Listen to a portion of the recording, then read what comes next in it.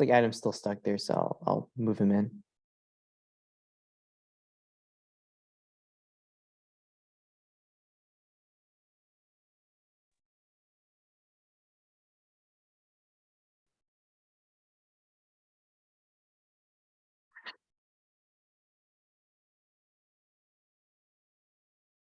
All right, so I'll just start sharing my screen now. So when people join in, they have that to view. That works? Nice. Cool. Sounds good.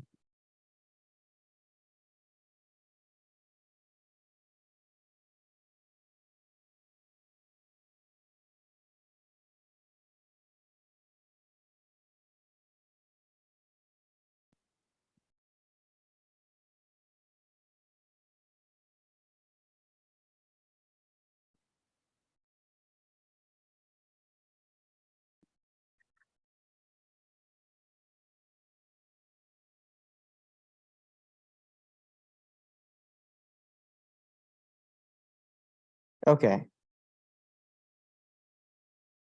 Okay, yeah. So yeah, I think at this time, Adam, I think we could just actually just start the presentation right here, ready to go. Great. Wonderful. Cool. Sounds good. So I guess I'll just do a quick introduction for you, Adam, over here. Oops, sorry, 1 second. Yeah, okay, so today we have Adam Clark with us. He is a director at Improving, and he's going to do a talk over supporting clients through a self-run UAT. And so before I hand the mic over, I want to let our viewers know about the Q&A feature located on the bottom of your screen. So if any of you guys you have a question, you can post it here and I'll be happy to, or Adam will be happy to answer them. And so, yeah, if you have any questions at any time, please post them here or in the dedicated Q&A box at the bottom of your screen. And the show's on you, Adam. Great. Thank you. Good afternoon, everyone. Yeah, so as Henry mentioned, today, what I'd like to cover is supporting our clients through a self-run UAT. There are so many different ways that this could unfold. And so what I'm going to walk through is actually an example project that we at Improving supported our clients with, because a real example can speak so much. So as we start, why would a client decide to run UAT themselves? There's a myriad of reasons, and there's a full array of different types of projects. One of the key reasons might be their expertise. They simply know their product, they know their data, they know whatever it may be. And so them actually conducting it is become so critical. Two, it's their stakeholders that need to approve and get the buy-in. And so UAT can be not only ensuring that the product meets the specifications that they ask, but also to onboard inside of the organization. Another one is time efficiencies. They've got bodies. They can actually run that while our staff, the development team, is more focused on delivery, on issue resolution. And then lastly, one that we see very often, clients will see it as a cost saving measure. Even though it may not per se be because of the involvement, that the support we need to give, they still think of ways to shave down the total dollar. So one of the things that we're going to take a look at today is how do we support our clients when they choose to run that UAT, everything from ensuring that they're going to be successful, onboarded properly, educated throughout, and at the end of the day, they feel like this was a good use of time, and it actually was. Additionally, one of the things that we're going to take a look at too is how do we anticipate any of those kind of potential risks or timing issues that might come out of this. So for Improving, and this is kind of, Improving is a large company. We support our clients in so many different ways, under different platforms, under different working scenarios. Part of what we're going to focus on right now is a lot of what our solutions team actually does to support our clients. And this is in scenarios where we are looking at end-to-end. The client comes with us with a business problem, a need, and we are taking it all the way through delivery. There's three different ways that this can typically unfold. One is where all testing and the UAT is Improving only. where we manage all aspects of the test plan design. We do scheduling, we do execution, and really just inform the client what the outcome is. The second is improving as lead, where we manage test scenarios and test cases. We do all of that type of writing, but we incorporate the client. They come in to actually execute the test and validate the solution. And then lastly, the scenario that we're going to walk through today is where the client is the lead. They're going to be outlining the test scenarios and test cases with our support. They're going to be conducting testing within the scheduled UAT windows, reporting on bugs, issues, and confirm fixes. So a lot of times where the roles and responsibilities start to fall. You can see here our potential responsibilities. And this is the ways when we think about a client who might be coming in and they raise their hand, this is something that we want to do, yet practically they've never done it before. This will be their first time doing such a large implementation. A lot of staff who are coming in with zero experience in actually conducting testing. So our potential responsibilities can be things like education. We're the ones who are onboarding our clients to techniques, standards, and technologies. We're producing the strategy, so provide the framework for planning and governing the quality control phases. Providing them a testing framework, so potentially everything from structured and hierarchy in test materials to actually organization of test scenarios, cases, and order of events. And then lastly, support. So providing oversight and contributing as one of the team to get through longer, complex test scenarios. And then where do the client's responsibilities fall? Well, again, there's the subject matter experts. And that's what they become really critical. They should know what test plans are right and test scenarios actually represent a real world business case for them. They make resources available. They have the people who can come in and do this, especially in different departments in different areas. And then one of their responsibilities becomes making sure that their staff is available to do this, which actually becomes a really big deal when you think about people who have full-time roles. Another is scheduling. So they take on that responsibility, making sure it works within their business. They can do things like writing the test plans, writing the test scenarios, grooming, and then overall ensuring that there's just quality to what they are doing on their end. So before we dive in, I want to take a moment when we're talking about this, strategically, how do we support our clients? A lot of times it comes down to the tools and technologies we can use to support us.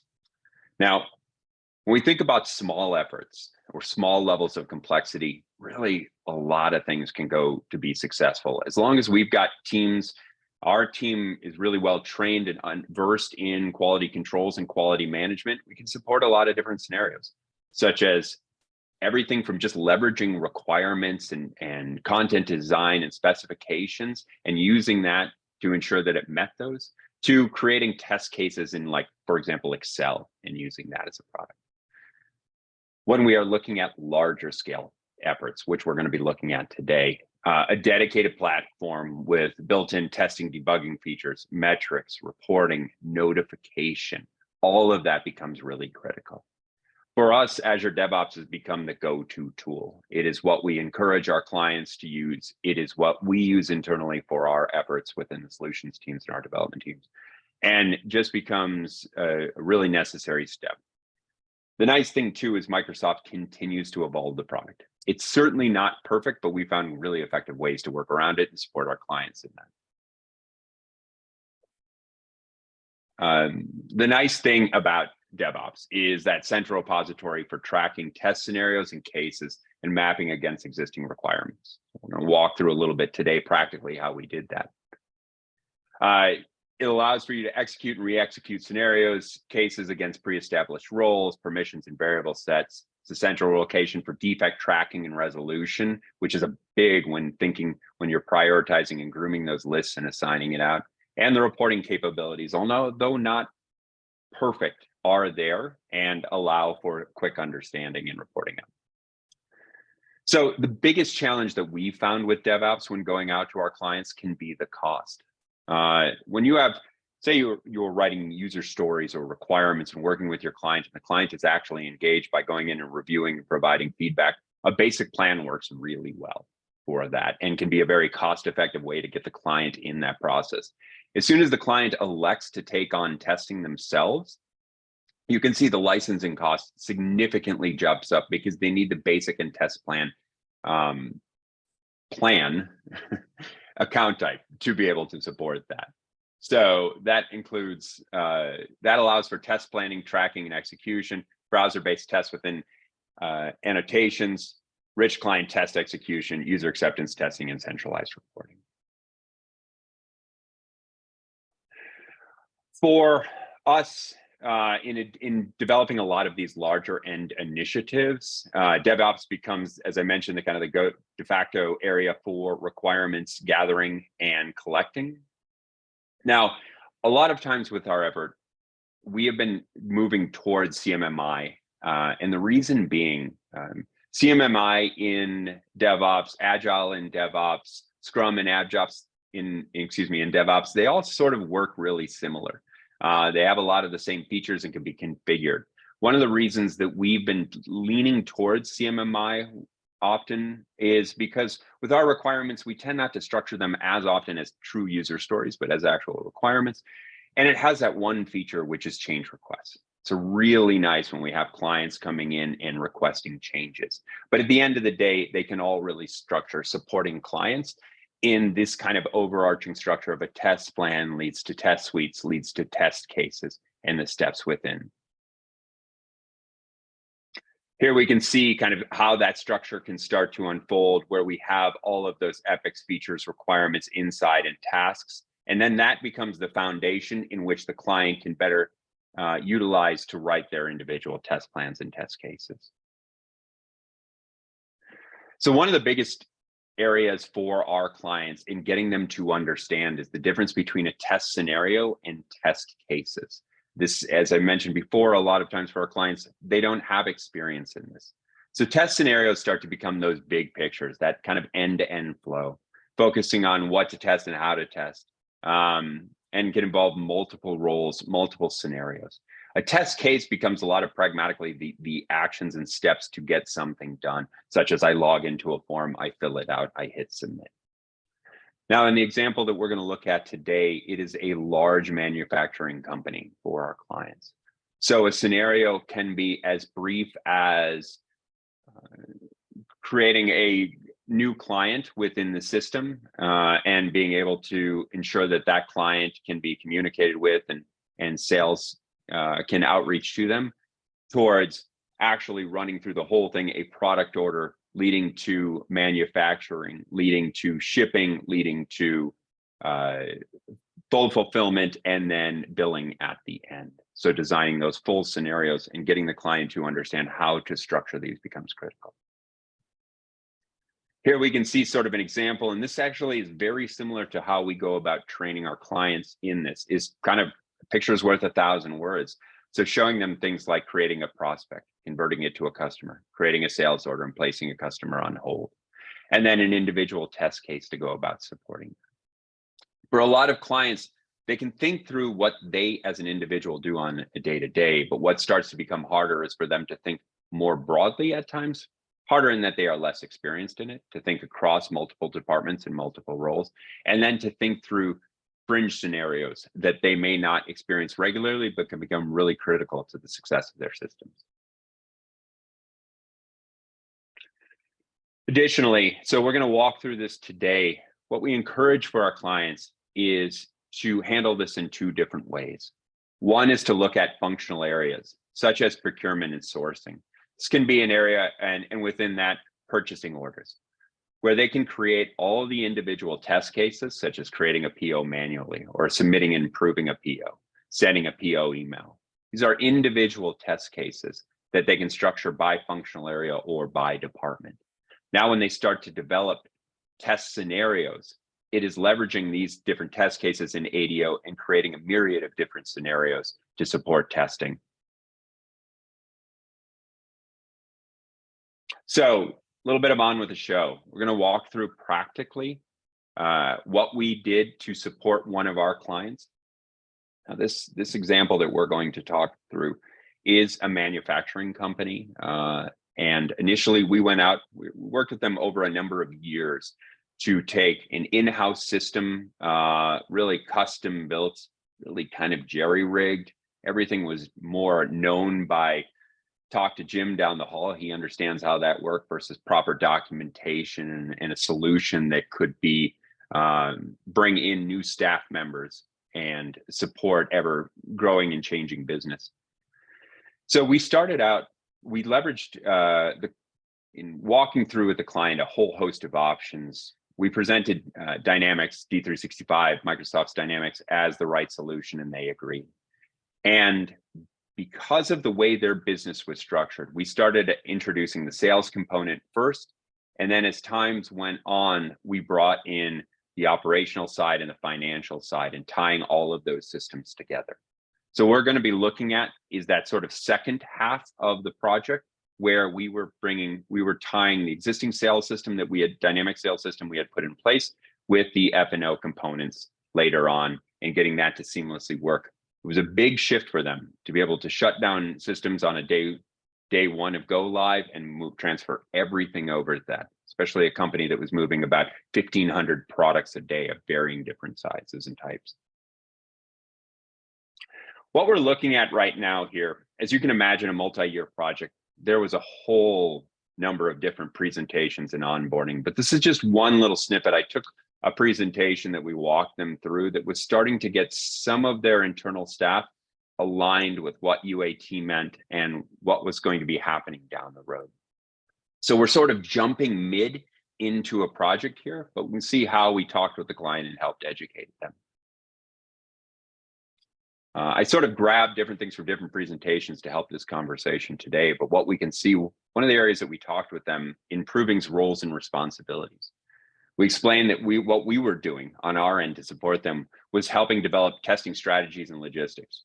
We were providing an overview of test case training and training sessions. We were doing development, test case development to support them. So 10% of our business analysts' time would actually be dedicating to writing those test cases or reviewing whatever they might need. We were going to provide to them a test case register, so an architectural handoff. We went through and did a first pass on reasonably, here are the types of test cases you would need. We put together an array of test scenarios that they might consider leveraging. And we performed integration testing and providing test results summary. And we were there to resolve defects. What we were not doing, and this is what became really clear, they didn't want us to do this, they didn't want to pay for it, is writing all those test cases. We also weren't signing off. We were not saying what we were handing over was complete. It became their responsibility. Nor were we executing UAT. That became on them. Now, what we're looking at is a snapshot of the timelines that were happening at that time. We are ending towards a sprint here, we can see, and we were finalizing some data migration that was happening. What we had is a period where there was preparation and test scripts being developed over a multi-week period before UAT began. And so during this period, what it became critical was for the clients to be able to have their staff ready, trained to implement and conduct that type of test case writing. What this meant is we were leading a number of sessions with them to check on progress, to check on open questions, concerns, helping them structure and get all of the materials together in preparation for that phase.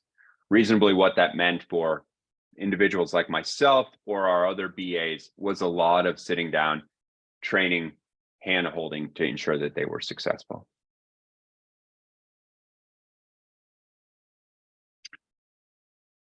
So what they started to do, a lot of this phase was getting them educated on the steps that they were going to start to take. So, for example, within UAT, they are going to be leveraging test cases in DevOps. They were going to be logging bugs when running test cases. They were going to be assigning to relevant parties when appropriate. They were going to be leading test sessions on their own, comprised of logical groupings of test cases. A lot of responsibility really started to fall over to them. So what we provided them was a detailed look of the UAT phase. One of the deliverables that we put together that became really critical to their success was an overarching test strategy. So this was quite a large document that went through everything from unit testing, integration testing, UAT, how defects and tracking was categorized, prioritized, status. So helping them understand things like the difference between a defect, a reject, or an enhancement. As we know in a lot of our efforts with supporting our clients, that it gets real confusing of what is a defect versus an enhancement. A defect is something that didn't meet the original requirement that was signed off on. An enhancement is actually something that goes above and beyond a new request that was learned during UAT. So we had to be able to learn how to segregate those and then prioritize. And then prioritization. One of the big parts within the client's responsibility was that understanding the difference between critical, high, medium, and low priorities. Critical means everything is stopping. Everybody needs to be all hands on. Low means reasonably the solution can go live, and it's something that can either be addressed down the road or potentially even fully ignored. So one of the things that we worked with the client to do was help them understand, how do you conduct all of this testing? This is where UAT can often become very confusing, or test phases. They know there's a 2-week window and they tell testers, great, here are the test plans you need to run. But it becomes a big mess on how do you actually stay on schedule, make sure everything is tested, go through all the scenarios. So what we did is actually kind of craft for them an example and a model of how they structure things day by day. So what we can see here is on 419, the overall process is prospective order for cash. They've got a number of different sessions that they've created, the individual test cases that will be conducted, the BA who will be there to support them, and then the time. We are very even cognizant of things like the lunch hour that would be in there, so that we would actually be able to get through all these sessions.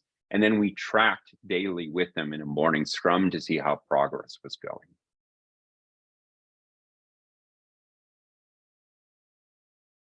So one of the other things that we did for them was a big part of this became training in DevOps and how to structure this right. Getting everything in place, getting a whole group of people from different departments and different technology backgrounds and strengths together to work in one environment was a big activity. So this took a lot of training, but here's how we actually started to structure things for them. We're going to go through in just a moment. My slides a little backwards. But one of the things we talked to them too is about creating efficiencies in ADOs, how they didn't need to write 50 test plans that kind of just went through small different configurations, but they could use the strengths of ADO to be able to create things like parameters. So one test case could be written and then run under an array of different parameters or scenarios. This was credit to our client and the training that our team did with them, but some more complex scenarios in running testing in ADO, they were able to adapt to and implement effectively. This is where we started to create the strengths inside of ADO, where we were able to, as I mentioned before, be able to create functional areas who would create test plans within their individual subset, such as procurement and sourcing, would create purchase order groupings or purchase requisites, and then be able to structure those test cases and test scenarios like I was showing you in the calendar of events. So here's day one, they could open up ADO and actually go to day one, session one, and implement what we saw reflected right here in the spreadsheet. ADO matched this identically. The nice thing is if they had to create an additional scenario or make changes, they could reconfigure ADO in those test cases, just drag new ones into a scenario to get that in place. So with our client, what we did is, what were those next steps for them? Client to review and refine UAT schedules, test case development, weekly touch points. And those weekly touch points, as I mentioned before, became really critical to their success. What we found is there were individuals inside of the organization who took on huge workloads and met it. There were other individuals who would have things as little as 8 test cases they need to write, and we're always falling behind, either because of understanding, availability, or just overall reluctance. So those weekly touch points in supporting our clients and leading those conversations became critical to that success.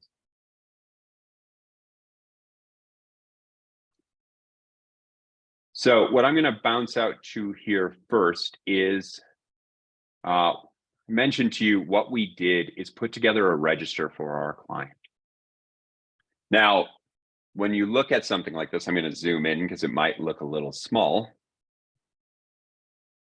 What we're seeing here is we outlined for them reasonably, here are the functional areas we think would be involved in this individual project, from procurement and sourcing, account management, activity management. Here are the processes reasonably we think that need to happen: purchase orders, purchase requisite, purchase request for quote. And reasonably, here are the test cases: create a PO, submit and approve a PO. What you'll notice we did not do here is actually write the test scripts or test cases themselves. That became their responsibility. Nor did we say that this was final. But I can say clearly, our BAs sitting down for, I think, a collective, maybe, to put together all of the hundreds and hundreds of scenarios that we have, or individual recommended test cases, 330 in this document, for us to take a collective probably 12 hours to put this together saved the client an incredible amount of time. It set them right on the right framework, on the right road path to be successful. We didn't say that this was perfect. We didn't say it was final. It became theirs to own, but it got them going, and they actually did make quite a few changes throughout. As I mentioned too, that schedule that we put together for them. So as you can see, it started to break down individually by day. This Excel spreadsheet that we were able to track against became really important for their success. In reality, the client wasn't able to stick to this. They did fall behind, and they fell behind over a 2-week UAT phase by about 3 business days, which actually isn't terrible for a business that is full-time, and they took people who had full-time jobs, brought them into testing. In our schedules that we put together, we actually accounted for a little slippage in this, so overall the project was successful. One of the other pieces of material that we put together, or one of the other activities that we did for our client, is put together a digital transformation project. Now, this was a Microsoft Teams environment where we communicated back and forth with our client on everything, and traded documentation, made sure that there was a good seamless communication happening. One of the other things we did is started to create things like change request forms or data migration tracking. And as you can see here, we created for our client a full UAT test case register. So everything that we were reviewing with you in that Excel spreadsheet that we provided over to them, well, after they did a first pass, we brought it all over here into a SharePoint list to be able to manage. What this allowed us to be able to do is tie it to individual user stories, track status, take notes. Most importantly, though, as we'll see, it allowed us, those individuals, to be able to track and report on progress. So we'll see an individual here, of all that were assigned to her, she had completed 104 out of, and it left 2 unassigned. We were able to keep a close eye on where overall status was with individuals and the progress that they were making, which became really critical. These are types of tools and techniques that we brought to the table for them to help them be successful. It's that kind of planning and organization of ideas so that they could really just focus on the actual writing or what they needed to test as a business. One of the last areas that I wanted to show here in how we went about supporting our clients is, as I mentioned to you, how we organized actually the DevOps environment for them in particular. What we'll see here is the test case inventory that we put together. This is actually broken out into all of the departments. We taught them and trained them on how an individual, say, for example, from account management, can come in here in customer management and take from that, take from this individual register of test cases, begin to create them in an ADO, and then put together individual test cases that can be run and executed. Walk them through how to go about implementing that, and then inevitably, when the time is right, executing on those test cases and reporting and recording running the actual test cases and reporting where the defects are falling. Once that was all complete, that final inventory was put together, that our next steps with them was to put together the test scenarios. And as we mentioned, here they were. They had got them all scheduled and ready. So day one, they were going through sales order management, master planning, vendor management, planning and according. Each of the sessions were put together in different logical groupings. The same for day two, day three, and so on. The whole scenario was put together. The nice thing about structuring it this way, we found, and worked for our clients, is putting together this inventory of all these test cases that were well organized at first, allowed them to conduct things like a first round of UAT. And then as it was determined, enough client had gone through UAT and determined that enough change was actually necessary, they ran a second round of UAT. So we had configured DevOps properly, that they could just spin up another area here and create a whole new set of days to be able to run that second round of UAT. So throughout our progress with this, we were able to keep overall reporting with them on how progress was going inside of the environment, how they were with testing on any individual day. So our morning scrums leverage this capability within DevOps to see overall progress, what is passing and failing, what needed to be assigned, and such. At the end of the day, between the two UATs, the project did take longer. And this is than originally anticipated. And this is because the client learned that they needed change. It wasn't really a reflection of the work that we'd done. It was a reflection of what they thought they originally wanted out of the product. They went through UAT, recognized change was necessary, requested change, and went through a second round of UAT. But overall, then the product we were able to deliver, we felt confident, they did too, most importantly, that it not only worked appropriately from the testing we did on our end, but then met the specifications, was able to start them on day one of the business. This also became a really big point in getting them trained and ready to begin come that transfer over. Now, they weren't able on day one to be able to keep up with a 1,500 product a day load that they had previously under the old system, and it wasn't to be expected, this kind of change, but they were able to reasonably quickly ramp up, and we had planned for that accordingly.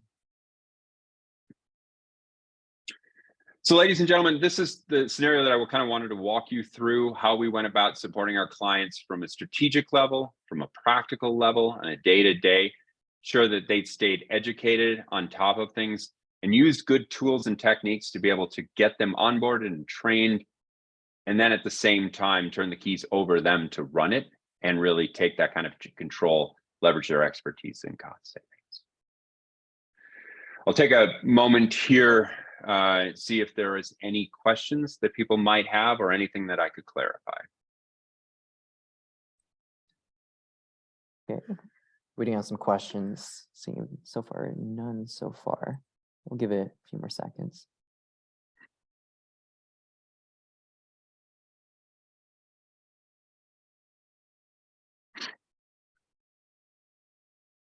Okay, it looks like there isn't any questions yet, so Adam, you can continue on. That's what I had to cover for today. Oh, is there a big learning curve for the? Yeah. Was there a big learning curve for the team when the testing was handed over, and how did you help mitigate that? Yes and no. Fortunately, one of the things that we did, we recognized, we had very frank conversations with the client, and we knew our client, wonderful group of people, really good at what they did and really good at knowing the software that they had in place, but this was all new to them. So we conducted a lot of training sessions. We also talked with some of the leads inside of the company and the project managers to identify who is going to get this and be able to almost become champions within the organization to help onboard and train, and who were the the problem children, I guess is the best way to put it, where we're going to see slowdowns. We recognize that if we didn't educate really well on how to use the tools, on how to conduct testing, on how to run through the products in a real live scenario in the testing environment, that issues were going to arise. I think we were successful in that training.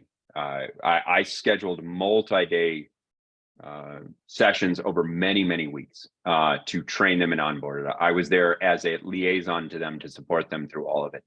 I think the biggest thing that the client didn't expect, that the testing went really well and their implementation of testing went really well. What this really started to become is their first use of the product, and it became incredibly eye-opening to them. And that's where they started to recognize that, one, they weren't ready as an organization to make this change, no matter how many times we encourage them to train and onboard their staff better. And two, the areas that they felt confident that the requirements that they gave us were going to be successful, they weren't.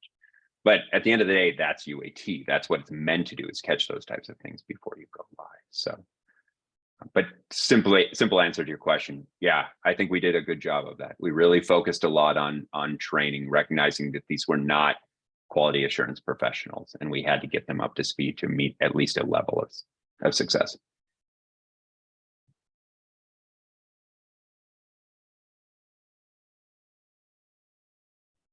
Awesome. Any other thoughts or questions?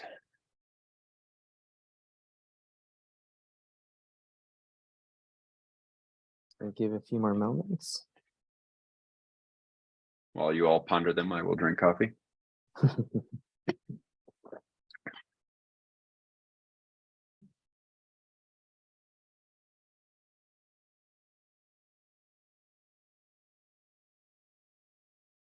Well, so far, I haven't seen any questions on the Q&A and also in the chat. So it looks like there isn't any other questions besides that. So it looks like we're all good with that. Good talk, Adam. Thank you. Thank you for your help. Ladies and gentlemen, thank you very much for attending. Yeah. If you do have follow-up questions that you may have coming out of this, you can always reach me at adam.clark@improving.com. Glad to connect, answer any questions, hop on a call, whatever it might be. Nice. Man, thank you, Adam. Yeah, that was a great talk. I mean, we're always happy to have you on here. And to everyone on the call, thank you for joining us today. The recording of the session will be available on the next business day from our virtual event page. So please keep an eye out for our next virtual lunch and learn. We'll have one every Friday from noon to 1 p.m. Central Time. And we look forward to having you join us next time. So everyone have a great weekend. Thank you.